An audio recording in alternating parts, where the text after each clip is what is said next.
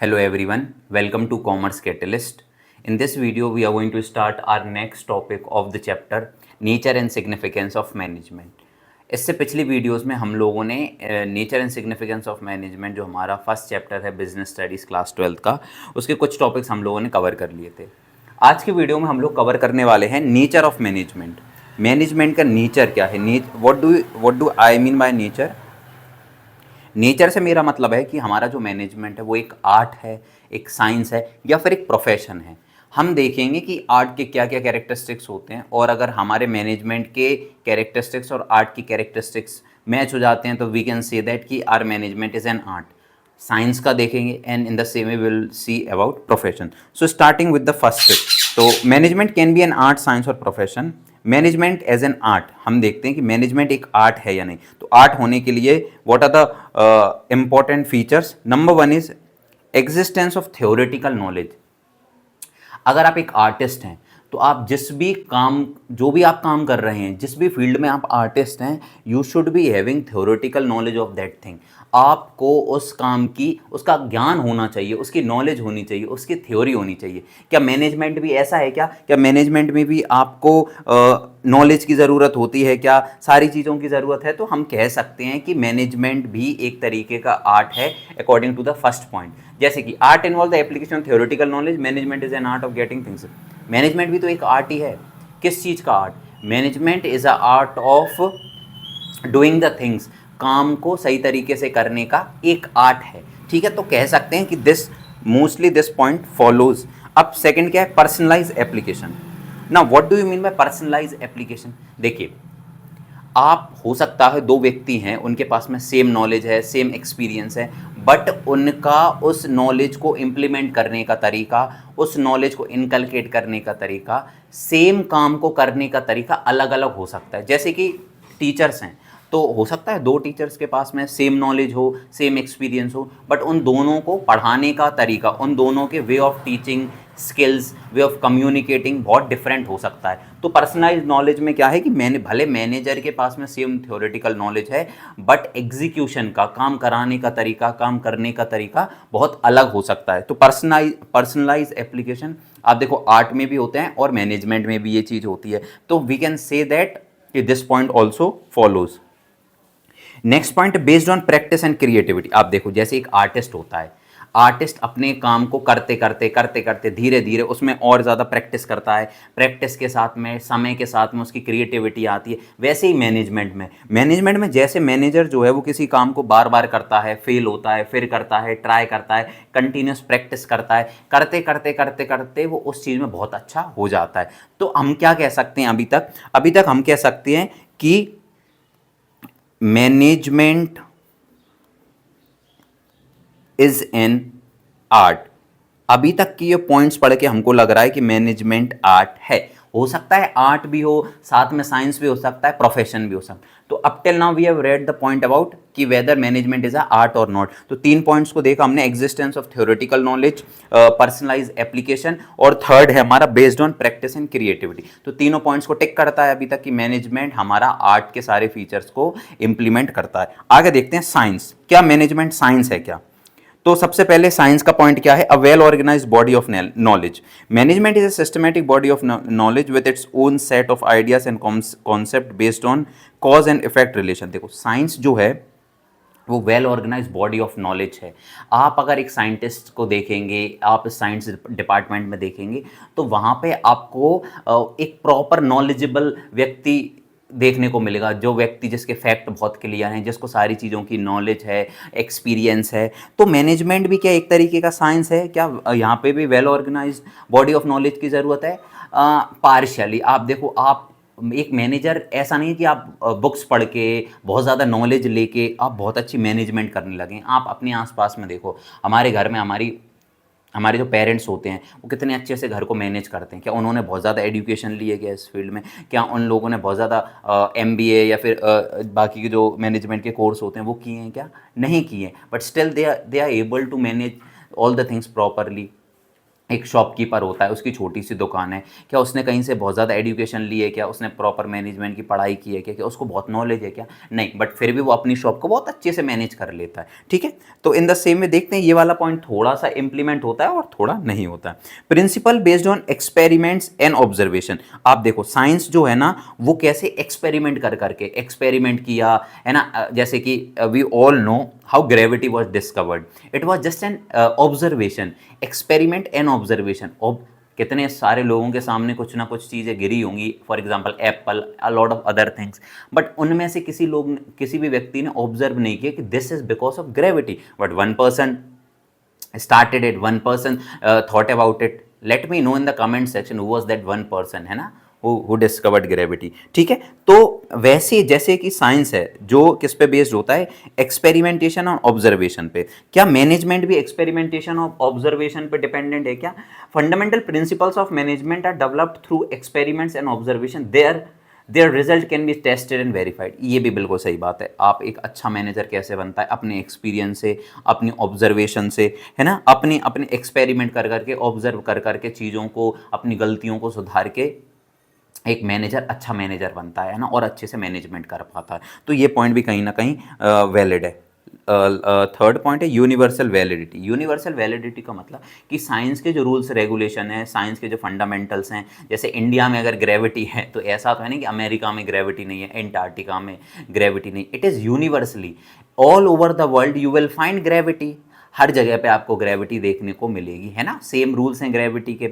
ऐसा तो है नहीं कि इंडिया में अलग टाइप से gravity is calculated and in the different countries gravity is calculated differently. So what does it mean? It means that जो साइंस है उसके जो प्रिंसिपल्स होते हैं वो यूनिवर्सली वैलिड होते हैं, हर जगह पे वैलिड होंगे। बट क्या आप सेम चीज़ मैनेजमेंट में कह सकते हो क्या? जो रूल्स और रेगुलेशन जिस तरीके की मैनेजमेंट इंडिया में होती है, क्या सेम तरीके की मैनेजमेंट यूरोप में होती है क्या? I don't think so. It depends from organisation to organisation, person to person. तो ये पॉइंट कहीं ना कहीं फॉलो नहीं होता है। तो वी कैन नॉट से कि management is a science. Management is not a true science. Management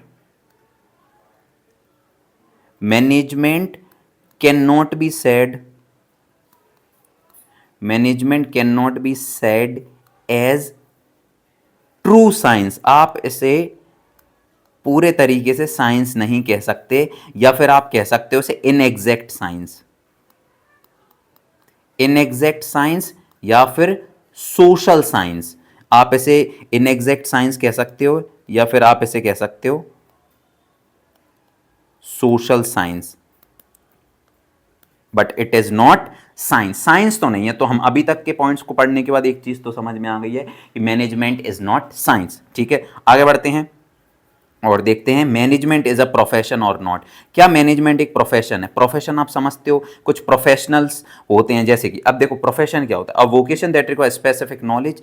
एक ऐसा काम जिसमें आपको नॉलेज की ज़रूरत होती है, प्रॉपर नॉलेज होनी चाहिए, प्रैक्टिकल ट्रेनिंग, आपके पास में ट्रेनिंग होनी चाहिए जो भी आप काम कर रहे हो। जैसे प्रोफेशंस होते हैं, टीचिंग एक प्रोफेशन है, डॉक्टर एक प्रोफेशन है, इंजीनियर एक प्रोफेशन है। तो पहले इनके पास में नॉलेज होनी चाहिए, सेकेंड चीज़ इनके पास में प्रॉपर ट्रेनिंग होनी चाहिए, सर्विस मोटिवेशन, अपना काम करने की एक मोटिवेशन होनी चाहिए, और इनका मकसद सिर्फ और सिर्फ पैसे कमाना नहीं होता, इनका मकसद सर्विस भी होता है। Code of conduct, code of conduct का मतलब इन लोगों को कुछ ना कुछ रूल्स और रेगुलेशन का पालन करना पड़ता है, चाहे कोई भी प्रोफेशन हो। तो देखते हैं क्या हमारा मैनेजमेंट एक प्रोफेशन है या नहीं।